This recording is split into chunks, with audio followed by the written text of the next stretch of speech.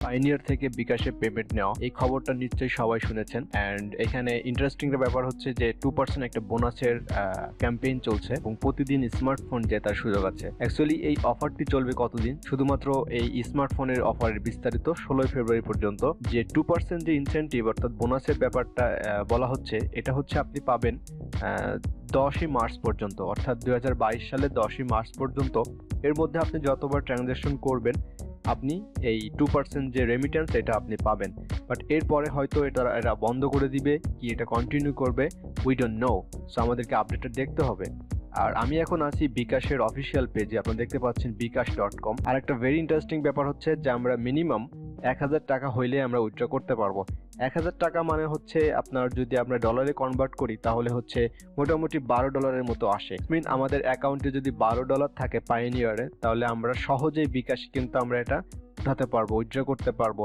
যেটা কিনা আমাদের পূর্বে ছিল, আমরা যখন ব্যাংক ট্রান্সফার করতাম মিনিমাম আমাদেরকে $50 উইথড্র করতে হতো। আর $50 উইথড্রর কন্ডিশনের কারণে আমাদের অনেকেই প্রবলেম ফেস করতে হয়।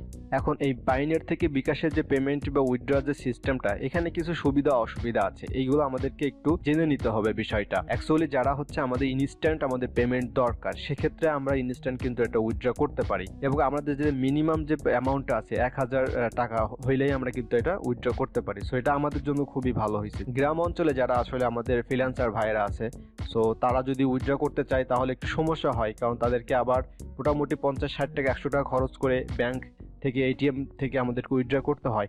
বাট এই ক্ষেত্রে বিকাশের মাধ্যমে হচ্ছে আমাদের খুবই সহজ। এখন এখানে চার্জের ব্যাপারে কিছু কন্ট্রোভার্সি তৈরি হবে, কারণ চার্জ তো দিতেই হবে আপনাকে। তো বর্তমানে যেমন আমরা ফাইবার থেকে যখন পায়োনিয়ারে আমরা উইথড্র করি $3 কিন্তু আপনাকে দিতে হবে, অর্থাৎ $3 কিন্তু কেটে নিচ্ছে।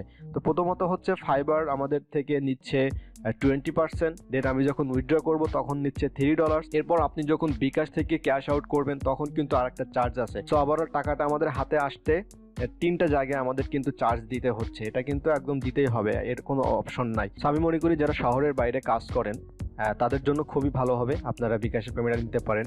বাট আরেকটা বিষয় হচ্ছে, আপনারা অনেকেই হয়তো জানেন যে আপনারা কিন্তু পায়োনিয়ার থেকে রকেটে কিন্তু আপনারা পেমেন্ট নিতে পারেন। বাট রকেটের একটা প্রবলেম হচ্ছে সব জায়গায় কিন্তু রকেট অ্যাভেলেবেল না। তো আমার মনে হয় যারা শহরের বাইরে কাজ করেন এবং ইনস্ট্যান্ট পেমেন্ট দরকার, তাদের জন্য খুবই ভালো হবে। তো আমি বলবো যে খুবই আর্লি টাইমে যদি ক্যাশ উইথড্র করতে হয় তাহলে আমি বলবো যে one of the best way হচ্ছে গিয়া পায়োনিয়ার থেকে বিকাশ।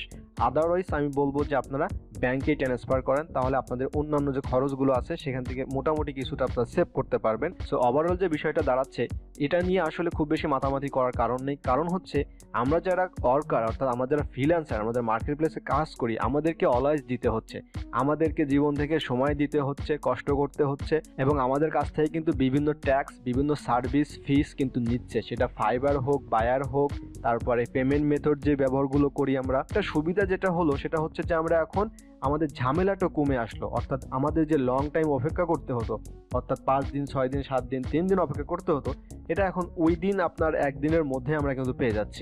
এটাই হচ্ছে সব থেকে একটা সুবিধা। সো আপনারা যখন ইচ্ছা এটা ব্যবহার করতে পারেন, আবার আপনাদের ইচ্ছা আপনারা এটা ব্যবহার নাও করতে পারেন। ভিডিওটি দেখার জন্য সবাইকে ধন্যবাদ। দেখা হচ্ছে অন্য কোনো একটা ভিডিওতে। আল্লাহ হাফেজ।